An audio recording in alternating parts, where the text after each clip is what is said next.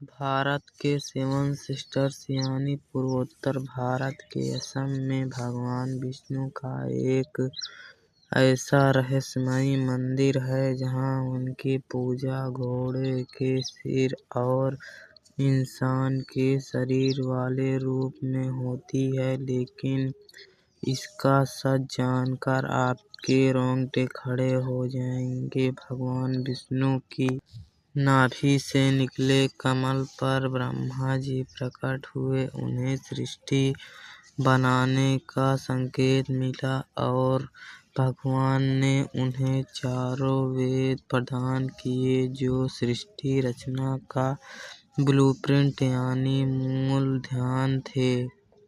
ब्रह्मा जी ने सृष्टि निर्माण के लिए हजारों वर्षों तक कठोर तपस्या शुरू कर दी। ब्रह्मा जी तपस्या में लीन थे, तभी एक अनहोनी हुई। भगवान विष्णु के कानों के मैल से दो भयानक असुरों का जन्म हुआ, मधु और कैटव।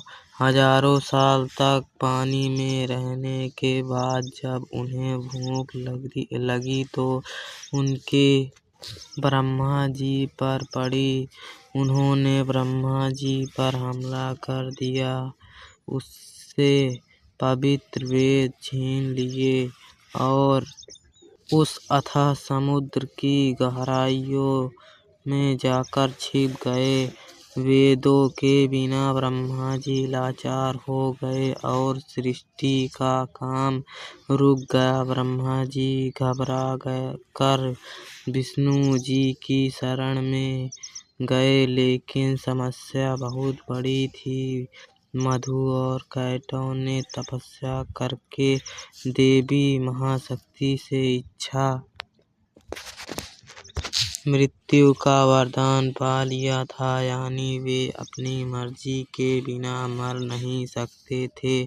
तब वेदों को वापस लाने के लिए विष्णु जी ने हयग्रीव अवतार लिया। उन्होंने घोड़े का सिर इसलिए चुना ताकि उसकी तीक्ष्ण बुद्धि और सूंघने की शक्ति से वे समुद्र के उस घने अंधेरे में भी वेदों को खोज सके। भगवान हयग्रीव पानी के भीतर गए और असुरों से हजारों साल तक युद्ध किया, लेकिन वरदान के कारण वे मर ही नहीं रहे थे।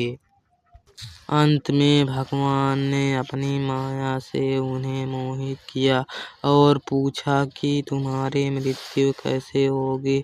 असुरों ने अहंकार में शर्त रखी, हमें वहाँ मारो जहाँ पानी नहीं। एक कदम सूखी जगह, पूरी दुनिया में तो पानी ही पानी था।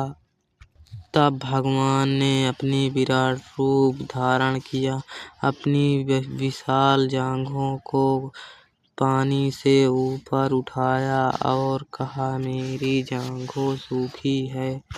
और वहीं उन दोनों का वध कर दिया। मरने के बाद उन विशालकाय दैत्यों के शरीर से जो भारी में दिया चर्बी निकली वो जम गई और उसी से यह ठोस धरती बनी। इसलिए पृथ्वी को मेदिनी कहते हैं। युद्ध के बाद ढके हुए भगवान हयग्रीव ने इसे नई बनी जमीन पर असम के मणिकूट पर्वत पर विश्राम किया। उन्होंने वेद ब्रह्मा जी को लौटाए और ज्ञान की पुनः स्थापना की। इसलिए हयग्रीव भगवान को आज भी